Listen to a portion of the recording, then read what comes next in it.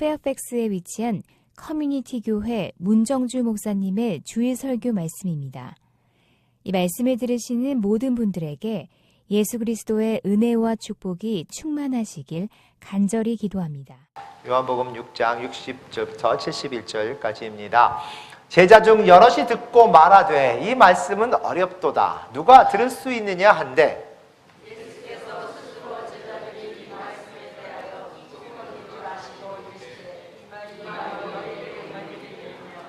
그러면 너희는 인자가 이전에 있던 곳으로 올라가는 것을 본다면 어떻게 하겠느냐?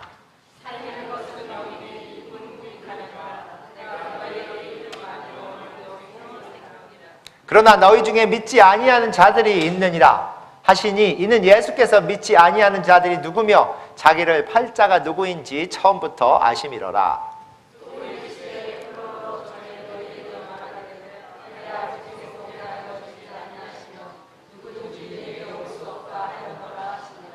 그때부터 그의 제자 중에서 많은 사람이 떠나가고 다시 그와 함께 다니지 아니하더라. 시몬 베드로가 대답하되 주여 영생의 말씀이 주께 있사오니 우리가 누구에게로 가오리까?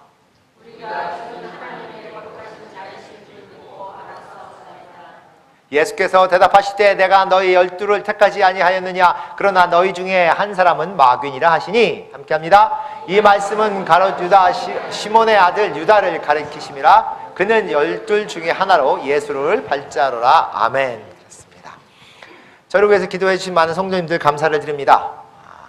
6일이라는 짧은 기간 동안 저희가 멕시코에 선교를 다녀옵니다. 이번 선교는 다른 선교와 상당히 다른 모습이라고 말씀을 드린 것 같습니다.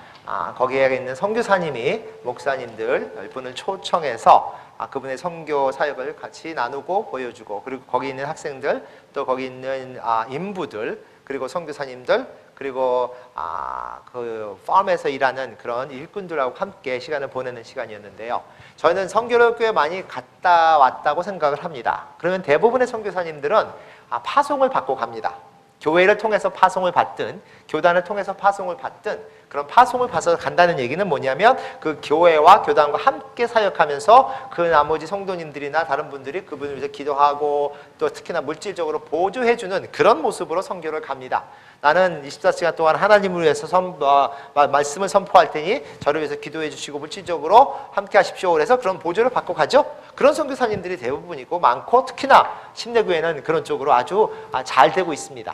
그런 반면에 또 자비량 선교사님들이 있습니다. 그렇게 다른 교단이나 교회에서 도움을 받지 않고 내가 직접 가서 나의 손으로 일을 하면서 함께 그런 필요한 물질을 자기가 갖고 선교를 하겠습니다 하는 분들이 있어요. 물론 그분들은 그런 보조를 받는 분보다 시간적으로 아마 좀 많이 딸릴 겁니다. 왜냐하면 일도 해야 되고, 그리고 전문적인 직장이라든가 이런 곳에서 해야 하는 그런 모습이기 때문에, 그럼에도 불구하고 삶을 통해서 그렇게 선교하는 분도 꽤 많이 있습니다. 지금 저희가 갔던 멕시코에 있는 분은 또 다른 모습의 자비량 선교사입니다. 이분은 선교사라기보다는 집사님입니다. 지금도 가면 집사님이라고 부릅니다. 아마 이분이 집사님이기 때문에 저에게는 더 큰 도전이 되었을지도 모릅니다. 14년 전 익투스라는 교회에서 같이 집사로 섬기시다가 자기가 하시던 그런 모든 비즈니스, 그러니까 사장님이셨다고 그래요. 그 비즈니스를 다 접어서 그 나머지 인생을 내가 멕시코에 가서 보내리라 하신 것 같아요. 그래서 치아파스라는 멕시코에서 가장 남쪽에 있는 니카라구아 완전히 보로에 있는 그 지역에 내가 학교를 세우겠다라는 그런 비전을 가지고 모든 돈, 재물질을 자기 자손이 아니라 거기다가 붓겠다고 하셨어요. 그래서 거기 가서 사업을 시작하시면서 내가 이런 사업을 해서 학교를 시작하겠다라는 생각을 하셨다고 합니다. 그분의 간증을 보면 17번을 망했다고 합니다. 망했다, 실패했다는 말이죠.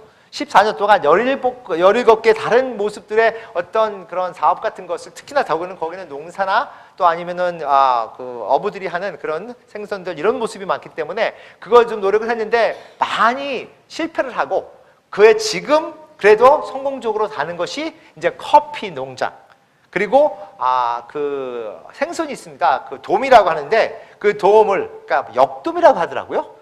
역돔을 키우는 그런 생선을 하는데, 그것을 하기 위해서 이분이 그 지역에 있는 멕시코에서 5번째로 큰 호수를 나라에다가 10년 동안 이렇게 리즈를 한대요. 그래서 그 호수 안에다가 역돔을 키웁니다. 그래서 그 호수 완전히 자연처지죠. 거기다가 역돔을 키우고 그것을 이제 저에게 보여주면서 이렇게 하고 있습니다라고 해요. 그것을 하기 위해서 많은 선교사님들 또 인부들이 함께해서 뭐 2-3천 명이라고 얘기를 하는데 엄청 많은 사람들이 거기서 함께 일을 합니다.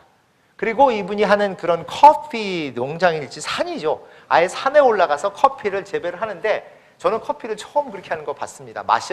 먹기만 해봤지 커피가 꼭 자두처럼 이렇게 그 나무에 걸려 있는 거는 처음 봤고 꼭 포도송이 같아요. 조그만.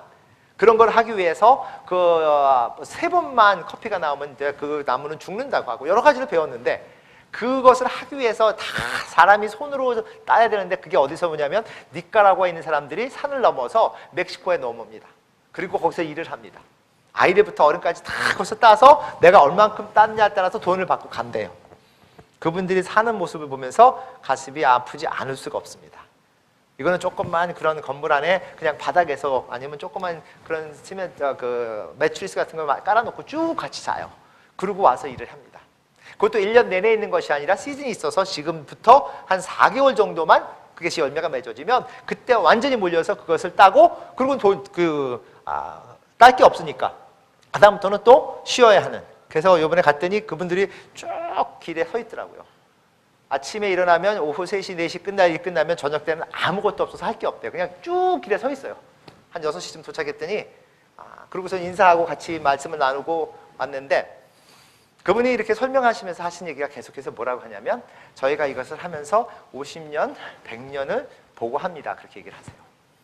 그래서 거기서 학생들을 키우고 그래서 국민학교부터 중학교, 고등학교까지 그리고 이제 얼마 전에 신학교를 시작해서 그분들을 키워서 진정으로 이 나라를 이끌어갈 수 있는 그런 그리스도인의 모습을 가르치고 있다. 그리고 하려고 노력을 한다. 그래서 할 수 있는 사역이 너무 많다. 이제 그런 것을 많이 배웠는데 그것을 보면서 제가 생각한 건 뭐냐면 100여 년 전 한국에 외국에 있는 영국이나 미국의 선교사님들이 와서 예수님을 전혀 알지 못했던 그런 동양의 사람들에게 예수님을 전하면서 시작했던 것이 학교들, 그분들을 가르치는 것들, 그리고 그 가르치는 그분들이 결국은 10년, 20년, 30년, 50년 지나서 그 나라에 그 많은 그리스도인이 생기게끔 했던 씨를 뿌렸던 그런 모습들을 저는 상상을 했습니다. 이분이 지금 하는 것을 50년, 100년은 그냥 인간적으로 얘기하는 것인지는 모르지만 우리가 멀리 보면 하나님이 그곳에도 씨를 뿌리고 있구나라는 생각을 하게 할 수밖에 없었습니다. 그래서 저희 교회에서 많은 그분들을 위해서 기도도 하고 또 하나님이 엮어주셨으니까 같이 사역할 수 있는 것을 찾고 할 수 있으면 하고 멀지 않기 때문에 같이 선교도 같이 가고 하는 그런 모습이 되었으면 좋겠다라는 바람을 하고 왔는데 오늘 그 선교사님들 사역을 이렇게 하시면서 보면서 오늘 말씀을 생각해 봅니다. 예수님께서 그 유대인들과 대화를 계속해서 하시는 마지막 부분입니다. 지금 요한복음의 6장은 사실은 어떻게 보면 상당히 이해하기 어렵고 하지만 가장 중요한 예수님의 신성을 드러내시는 모습입니다. 오병이어의 기적을 경험하면서 자기가 배불르게 먹고 편했던 그 이스라엘 사람들이 예수님을 찾아왔을 때 예수님이 그들에게 하신 말씀, 그들이 원하는 그런 인간적인 육체적인 떡이 아니라 영생의 떡을, 영생의 그 생명을, 영생이라는 그것을 소개하시는 예수님이에요. 그래서 그들에게 너희가 진정으로 필요한 것은 육체적인 그런 잠시 있는 만족이 아니라 영원할 수 있는 그런 모습이라고 하나님이 어떤 하나님인을 소개합니다. 그리고 그 영생의 떡을 달라고 그렇게 얘기하는 이스라엘 사람들에게 내가 그 떡이라고 얘기하시죠. 그리고 그 떡을 너는 먹어야 하고 마셔야 하느니라, 그 피를 마셔야 하느니라고 얘기를 합니다. 그래서 지지난주 보시면 그 이스라엘 사람들이 도대체 이것이 무슨 얘기인가 이해할 수 없는 그런 모습으로 예수님의 말씀이 다가옵니다. 너희가 진정으로 하나님과 관계 맺기 위해서는 그 중간에 있어야 하는 그 다리 역할, 그것을 내가 하러 왔다라고 말씀을 합니다. 그들에게 용서의 길이 열렸다고 얘기를 하시잖아요. 하나님의 은혜 속에서 용서의 길이 열리고 그것은 너희가 나와 하나가 되어야 하느니라는 것을 표현하기 위해서 너는 나의 몸을 먹어야 되고 나의 피를 마셔야 한다고 그렇게 설명을 하십니다. 저희는 그것이 상당히 이상하지도 않고 왜냐하면 우리가 항상 주의 만찬을 통해서 그렇게 하면서 예수님이 하신 말씀이 무엇인가 것을 깨닫기 때문에 예수님께서 이스라엘 사람들에게 그렇게 얘기하셨을 때 오늘의 말씀을 보면 3가지의 다른 반응을 합니다. 예수님의 말씀을 듣고 반응을 하지 않을 수는 없습니다. 어떤 반응이든 반응을 해야 합니다. 그것이 예수님이 원하시는 것이고 우리에게 요구하는 것입니다. 오늘 세 가지 다른 반응을 보면 첫 번째 반응은 뭐냐면 예수님의 그 말씀을 보고 듣고 그 예수님을 거부하는 사람들이에요. 도대체 이해가 안 간다. 6장 60절에 이렇게 얘기하잖아요. 제자 중 여럿이 듣고, 여기서 나오는 제자는 12제자가 아니라 그 많은 사람들입니다. 예수님의 그 기적의 모습을 보고 예수님을 쫓아왔다고, 그래서 예수님을 따르는 사람들, 그래서 자기들이 예수님의 제자라고 할 수 있는 그런 모습들, 열심히 예수님을 찾았던 사람들이에요. 예수님을 모른 자가 아니고 찾았던, 그렇게 그 예수님을 따랐던 사람들인데, 여기 보면 여럿이 듣고 말하되 이 말씀은 어렵도다, 누가 들을 수 있느냐 한데라고 얘기를 합니다. 영어로 얘기하면 누가 그것을 받아들일 수 있느냐라고 해석을 하는데, 누가 들을 수 있느냐, 그 얘기는 내가 듣고 그것을 이해할 수 있느냐라는 얘기입니다. 내가 그것을 받아들일 수 있느냐. 로마서 10장 17절에 보면 그러므로 믿음은 어디서 나요? 들음에서 난다 그랬습니다. 그리고 들음은 그리스도의 말씀으로 말미암았느니라. 이 들음을 얘기하는 겁니다. 그걸 듣고 그것이 머릿속에 이해될 수 있는 것. 이스라엘 사람들이 이렇게 얘기하죠. 이제 예수님에게 도대체 우리가 그것을 어떻게 이해할 수 있습니까? 너무 어렵습니다라는 겁니다. 하나님의 모습은 인간들에게 어려울 수밖에 없습니다. 특히나 삼위일체 하나님을 보여주시는 예수님의 모습은 그냥 하나님 아버지라고만 생각했던 유대인들에게는 도대체 이해할 수 없는 것입니다. 지금 살고 있는 우리도 마찬가지 아닙니까? 삼위일체 하나님은 그리스도인밖에 얘기하지 않습니다. 그 많은 종교들이 있고 하나님을 찾는다고, 아니면 신을 찾는다고 해도 삼위일체라는 그 하나님의 모습을 설명할 수 있는, 아니면 그것을 믿을 수 있는 그 사람들은 유대인, 아니 그리스도인밖에 없어요. 그래서 우리는 완전히 지혜가 있든지 아니면 완전히 미쳤다고 그러죠. 저는 그래요. 미치지 않으면 믿을 수 없는 모습입니다. 하지만 하나님이 깨닫게 하시면 진정으로 누구보다도 지혜가 있을 수 있는 그런 모습이라는 거예요. 그래서 성경에서는 세상적인 지혜와 하나님의 지혜를 얘기합니다. 또 6장 66절은 이렇게 얘기하죠. 그때부터 그의 제자 중에서 많은 사람이 떠나가고 다시 그와 함께 다니지 아니하더라. 예수님 말씀을 신중하게 받아들이면 결국은 반응을 해야 되는데, 그 중에 하나는 뭐냐면 도대체 이해할 수 없습니다. 나는 예수님을 따를 수 없습니다. 그런 자들이 많이 생길 수밖에 없다는 거예요. 인간의 역사를 보거나 지금 우리가 이 세상을 봐도 그렇게 많은 사람들은 예수님의 이야기에 그 예수님 말씀을 거부하는 그런 모습이 있다는 겁니다. 두 번째는 뭐냐면 그 예수님을 이용하는 사람들이에요. 예수님을 거부하는 자는 어떻게 보면 차라리 낫습니다. 예수님을 거부하는 자보다 더 악하다고 생각하는 건 예수님을 이용하는 겁니다.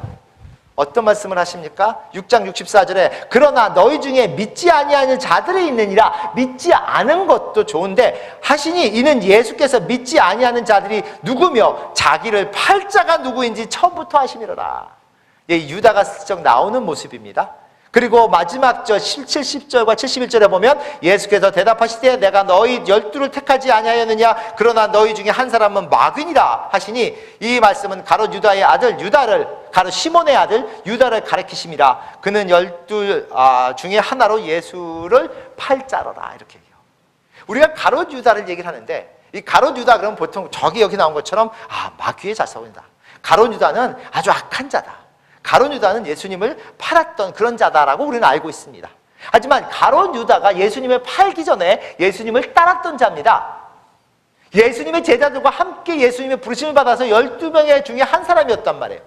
그런 가롯 유다가 예수님의 기적을 보고 예수님의 말씀을 듣고 예수님을 따랐던 그런 가롯 유다가 결국은 은 30년 전에 그 예수님을 팔았던 그런 모습으로 변했다는 그런 모습을 우리는 알 수 있습니다. 이 가롯 유다가 처음부터 예수님을 어떻게 할까 쫓아온 게 아닙니다. 자기는 처음에는 예수님을 따른다고 했던 그 자가 어떻게 이렇게 예수님을 파는 자가 되었는가. 지금 이렇게 세상을 보거나 역사를 보면 예수님을 거부하는 자만큼이나 이 세상의 많은 분들은 예수님을 사용하는, 이용하는 그런 모습이 많지 않은가. 저희가 하나님을 믿는다고 하는데 그 믿음 속에 되게 조심해야 할 것이 뭐냐면 내가 하나님의 이름을, 예수님의 이름을 사용해서 나의 필요한 것을 얻으려고 하는 것은 아닙니까? 우리가 기도할 때 누구의 이름으로 기도해요? 예수님의 이름으로 기도합니다. 예수님의 우리가 이름으로 기도할 때 그것은 예수님이 우리의 구세주라는 고백입니다.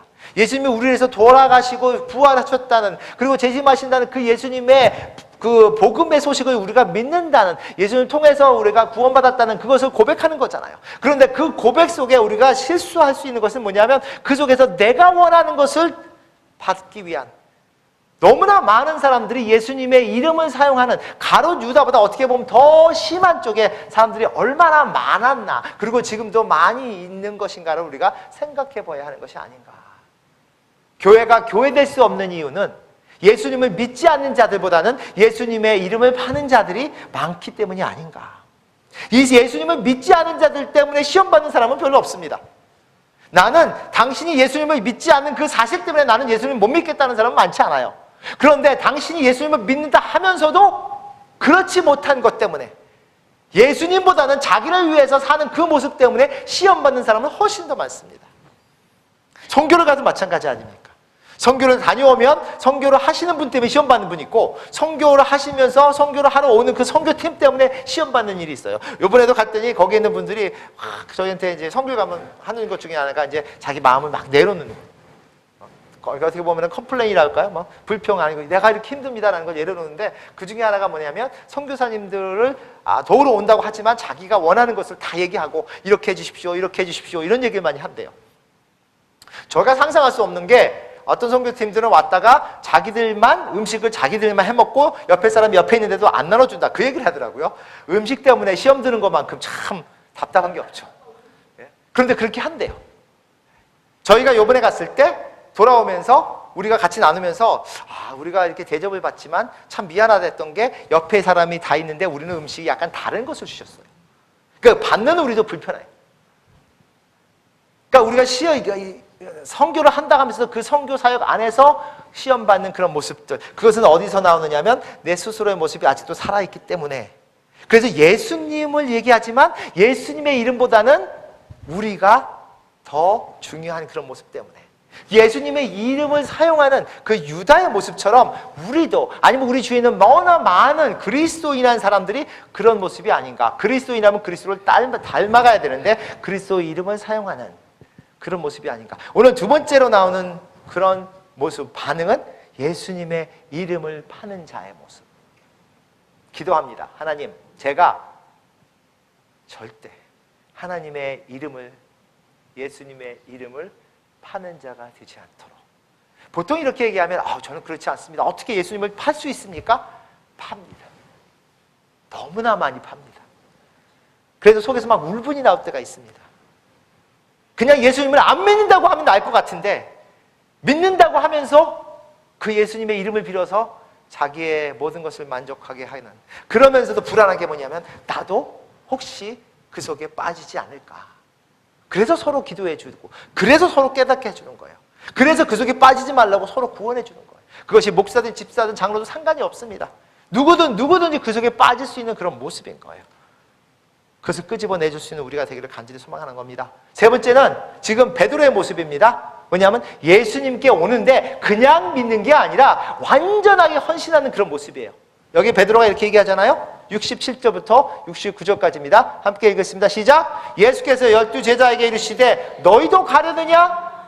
시몬 베드로가 대답하되, 함께 읽습니다. 시작. 주여, 영생의 말씀이 주께 있사오니 우리가 누구에게로 가오리까? 우리가 주는 하나님의 거룩하신 자신 줄 믿고 알았사옵나이다. 이렇게 얘기를 해요.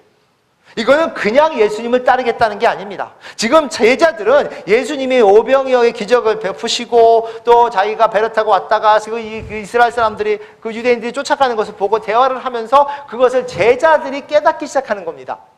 그 유대인들이 예수님을 멀리하고 더 떠나가는 것을 보면서, 그리고 예수님께서 너희 중에 한 사람은 나를 팔 거라는 그런 말씀을 들으면서 이 제자들의 마음속에 무엇이 나냐면 그냥 어정쩡한 것은 아니구나라는 겁니다. 예수님께서 그래서 고르는 거예요. 그 커피를 이제 생산하면서 이제 그걸 딴다고 합니다. 커피를 따가지고 물에다가 이제 다 넣는데요. 커피 그 나무에서 처음에 오는 거 보신 분 있으세요 혹시나? 꼭 보셨어요? 딱 따면 무슨 자두같이 해가지고 그걸 먹는다고 합니다. 또 그래서 넣으면 그 씨가 커피예요. 우리가 있는 커피. 그리고 껍데기를 쓰면 꼭 포도나무 쪽, 그래서 쩍쩍하면 약간 달짝지근한데 그 속에 이제 카페인이 많대요. 그래서 많은 사람들은 그것을 계속 먹으면서 완전히 환각 상태에서 일을 한답니다. 고통 속에서 있기 힘들기 때문에. 그래서 자주 그냥 습관적으로 먹다 보니까 원래는 그만큼 먹으면 안 되는데, 그런데 그 커피를 일단 생산을 하면 물에다가 잠긴답니다. 그래서 물에 딱 집어넣으면 이 바깥에 다 있는 겁니다. 그게. 그러면은 그게 커피가 가라앉는 게 있고 뜨는 게 있대요. 제대로 된 거는 가라앉고 어정쩡한 것들은 뜬답니다. 그래서 다 걷어내는 거예요. 그래서 그것을 이제 비료로 쓰거나 다른 것으로 쓴다고 합니다. 버리는 것은 없대요. 그런데 비료로 들어가는 겁니다. 예수님께서 지금 제자들을 불러놓고 무엇을 하시냐면 그 물에다가 잠기는 겁니다. 그래서 너희가 진정으로 내 말을 듣고 가라앉을 수 있느냐, 아니면은 그냥 쫓아온다고 하지만 어정쩡해서 둥둥 떠서 그냥 겉으로만 따르는 그런 모습이 되고 있느냐, 너희가 진정으로 나를 따르는 자가 되겠다, 그렇게 결심을 하게끔 계속 그것을 보여주시는 거예요. 오병이어게 그 많은 사람들, 다 5천 명은 남자만, 그리고 2만 명의 여자까지 합친 그 사람들을 먹이면서도 예수님의 초점은 내가 이렇게 하는 것을 너는 보고 있느냐, 예수님의 초점은 그 12제자였잖아요.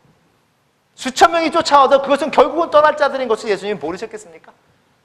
12제자들에게 그것을 가르치게 하고 완전히 하나님을 따르는, 그 예수님을 따르는 모습. 그래서 오늘 말씀처럼 예수님 어디로 우리가 가겠습니까? 예수님이 영생의 말씀을 가지고 계신데 어디로 가겠습니까? 그 말씀이 나올 수 있도록. 그래서 물어보잖아. 너희도 가려느냐? 너희도 다른 사람들처럼 그렇게 떠나겠느냐라고 물어보시는 겁니다. 예수님이 저에게도, 여기 계신 성도님에도 매일매일 도전을 하시기를 원합니다. 너희도 그렇게 하겠느냐? 선교를 그렇게 하는 걸 이제 보면, 야, 나는 10년 있으면 무엇을 할 수 있을까? 10년 후에는 나는 무엇을 하고 있는 모습일까? 나의 나머지 인생은 무엇을 하면서 보내야 하는가? 그런 도전을 도전을 안 받을 수가 없습니다.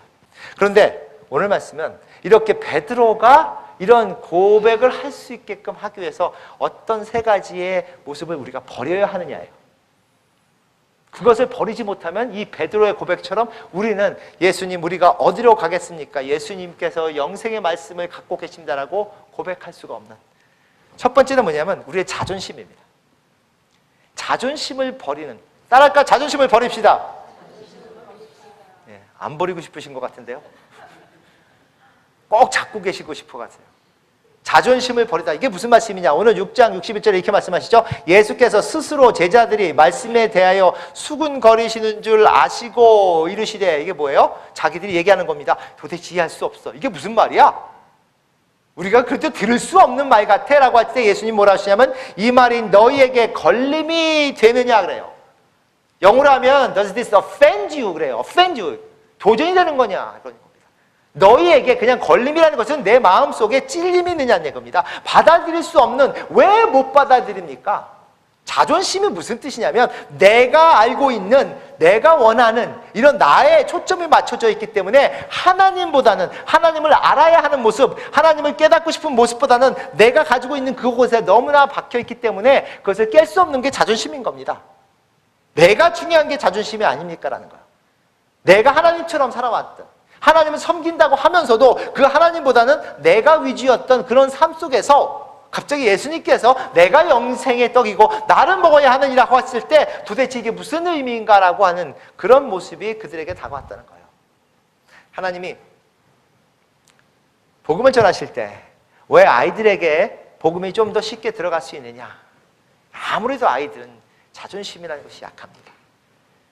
나의 어깨, 내가 해왔던 인생, 나를 믿었던 나의 모습들, 내가 그렇게 이끌어왔던 그 많은 사람들, 나의 그런 모든 것들이 내 속에 있을 때 그것이 깨져나가는 것은 어렵습니다. 너무나 어려운 거예요. 왜 선교를 갈 때마다 많은 분들이 와서 이런 것을 보았으면 좋겠는가 하는 생각을 간절히 하는 것이 뭐냐면, 세상에 이런 모습이, 이렇게 사는 사람들이, 그렇게 사는 분들도, 살았던 분들도 여기 계시리라고 생각을 합니다. 항상 6.25로 우리가 얘기하지만, 하지만 다 잊었습니다. 예전 일이고 지금은 상상이 안 될 거예요. 그런데 지금도 너무나 많은 곳에 그렇게 살고 있는 그 모습들. 그래서 질문을 합니다. 하나님께. 하나님, 왜 이들은 이렇게 살아야 합니까? 그리고 미국에 있는 우리들은 왜 그렇게 삽니까? 같은 멕시코인데요. 저희가 그 커피를 재배하는 그곳에 가서 그분들과 같이 말씀을 나누고 그런 모습 속에서 그야말로 옷도 없고 그래서 옷을 많이 가져갔습니다. 나눠주려고. 아무것도 없는 그런 분들을 만나고 그리고 저녁에 내려와서 식당에 갑니다. 그 식당은 아주 팬시한 식당이에요. 쇼핑몰을 거쳐서 가는데 이건 완전히 다른 나라예요. 같은 곳인데 하나님, 왜 여기 있는 분들은 이렇게 살고 왜 여기 있는 분들은 저렇게 삽니까? 그런 질문을 제가 안 할 수밖에 없어요. 그리고 질문하는 게 뭐냐면 내가 눈에 보이는 모든 것들이 얼마나 허망한 것인가를 깨닫습니다. 하나님께서 눈을 열어요. 눈을 열게 하세요. 내가 볼 수 있는 눈을 열게 하십니다. 제가 그 학생들에게 말씀을 전하고 또 그 교회 가서 말씀을 전하지만 우리가 겉으로 보는 그 눈이 아닌 그 안을 볼 수 있게끔 하나님이 도와주십니다. 깨닫게 하는 그런 영이 생긴다는 거예요. 오늘 예수님께서 그 말씀을 하시면서 너의 자존심을 내가 건드렸느냐라고 얘기하십니다. 우리는 얼마나 내 자존심을 붙들고 살아가고 있는지. 자존심을 버리지 않으면, 그러니까 자존심을 버린다는 것은 나의 존재성이에요. 나의 존재의 중요성. 이게 자존심 아닙니까? 왜 기분이 나쁩니까? 내 존재의 중요성이잖아요. 왜 내 마음에 걸리냐는 거예요. 모든 것은 내 마음속에서 우리가 판단하는 그런 모습에서 왜 듣기 싫어하는 말도 있잖아요. 나를 중요시 여기는 우리의 마음 때문에. 예수님께서는 내가 너희에게 주러 왔노라라고 말씀하세요. 이들에게 내가 너에게 사랑을 주러 왔고 내가 너에게 생명을 주러 왔고 내가 너에게 영생을 주러 왔는다 하는데 그 반응은 뭐냐면 자존심을 건드린 거예요. 여태까지 우리가 생각했던 하나님, 여태까지 우리가 해왔던 것들, 여태까지 우리가 그렇게 율법을 지켜왔고 율법이 가장 중요했던 이런 모습들, 그런데 갑자기 나를 통해서 너희가 영생을 받을 수 있다고 얘기하시는 그 예수님이 자존심을 건드린 거예요. 두 번째는 뭘 버려야 하냐면 우리의 지식에 의지하는 모습이에요. 나의 작은 지식에 하나님을 끼워 맞추려는 그 모습이 예수님이 하신 도전입니다. 우리는 매일매일 살아가면서 뭘 해냐면 나의 지식을 넘는 그 하나님을 매일매일 경험하고 찾아가고 알아가는 그런 모습인 거예요. 그렇죠? 그런데 우리는 그게 가능치 않습니다. 왜냐하면 내 머릿속에 워낙 딱딱해서 들어가지가 않아요. 커피 안에 보니까 커피 그 씨가 진짜 딱딱하더라고요. 막 씹어보려고 안 씹어져요.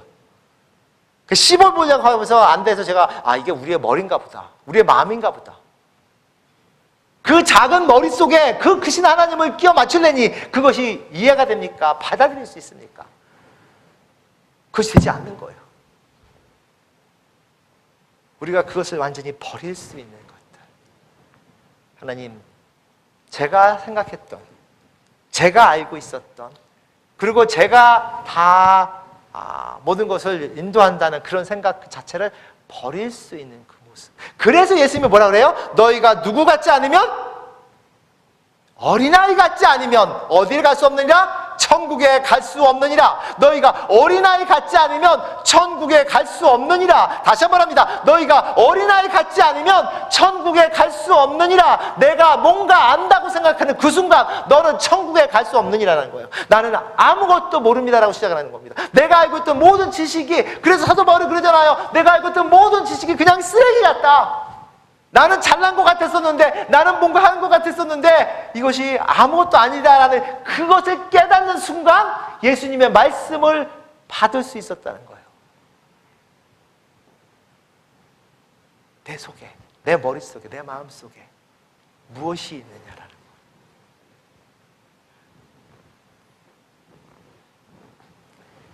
결혼 생활을 할 때 힘들어하는 분들 가장 큰 이유가 뭘까요? 아직도 내가 제일 중요하니까. 나는 당신을 위해서 살겠노라? 이렇게 얘기했나요? 나는 당신을 사랑하겠노라? 나는 당신을 행복하게 해주겠노라? 그런데 제일 중요한 건 누구예요, 아직도? 나니까. 그러니까 싸우잖아요. 내가 중요하지 않은데 왜 싸우겠어요? 기분 나쁘니까 싸우는 거고, 내가 원하는 대로 하려고 하니까 싸우는 거고, 그거는 내가 중요하니까 그런 거예요. 하나님 앞에 섰을 때 하나님 뜻대로 하옵소서. 하나님이 나를 어떻게 인도하실지 그 길로 가렵니다라는 것이 하나님 앞에 섰을 때 우리의 간증의 모습인 거예요. 그렇죠? 내가 얼마나 중요한 것인가, 내가 알고 있는 그 작은 지식이 얼마나 귀중한 것인가, 그것에 맞추려고 하는 그런 모습들. 세 번째는 뭐냐면 나의 옛사람을 못 버리는 거예요. 예수님께서 이렇게 말씀하십니다. 살리는 것은 영이니 육은 무익하니라. 내가 너희에게 이른 말은 영이요 생명이라 라고 말씀을 하세요. 요한복음 6장 63절에 육은 무익하다라고 말씀하십니다. 이거 잘못 알아들으면 육은 무조건 악한 것이구나, 육체적인 것은 무조건 아니구나 라고 생각할 수 있는데 그것이 아닙니다. 육도 하나님이 주신 것이고, 이게 악한 게 아니라 예전의 모습, 그 육에 속했던 모습들이에요. 우리의 그런 죄성이라고 하죠. 세상 속에 속했던 그런 모습입니다. 내가 세상을 보는 순간 나는 하나님을 볼 수 없고, 하나님의 말씀은, 예수님의 영적인 말씀, 그 생명의 말씀은 우리는 알아들을 수 없게 되어 있어요. 그래서 그 예수님의 말씀을 받아들이는 것보다는 거부하거나 아니면 결국은 그 예수님의 이름을 사용해서, 이용해서 자기가 원하는 것을 계속해서 아직도 찾아가는 모습, 그것이 인간의 역사고 그것이 교회의 역사예요. 그래서 이 교회가 세상을 뒤바뀌어야 되는데 그렇지 못한 모습이에요. 니카라과에서 넘어오신 그분들, 아마 여기 있는 많은 분들은 그분들이 만들어주는 음식을 먹을 수 있을까요? 우리 먹었어요. 닭을 막 잡아가지고 주시더라고요. 가서 손 붙잡고 껴안아주고, 이분이 어디 있었는지 그 산속에서 사는 분들인데, 그리고 학생들, 국민학교, 중학교, 고등학교 학생들을 거기서 가르치면서 그들에게 말씀을 전하면서 간절히 바랬던 기도의 모습은 뭐냐면 지금 베드로가 얘기한 것처럼 우리가 어디로 가겠습니까?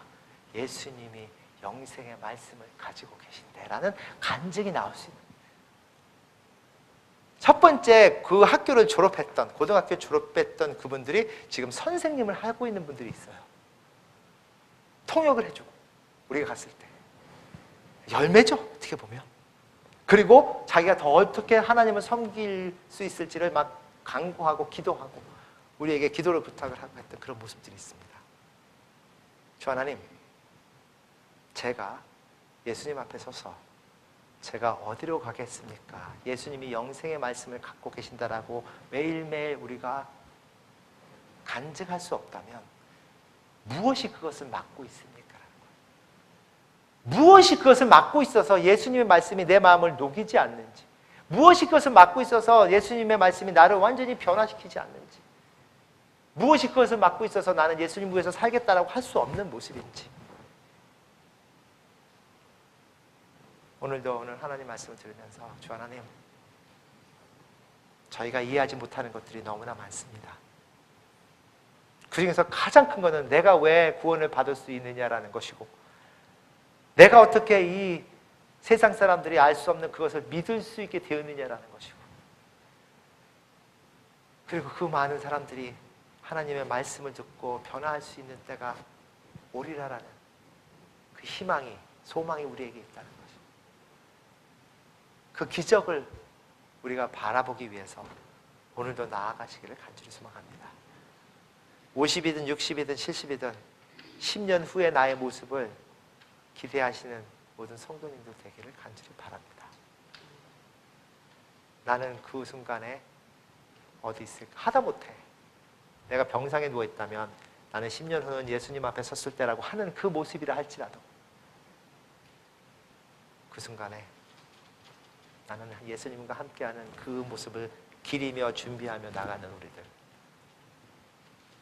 제가 젊은 청년들에게 말씀을 전하면서 조언을 했습니다. 후회 없는 삶을 살기 위해 오늘도 열심으로 달려가라고.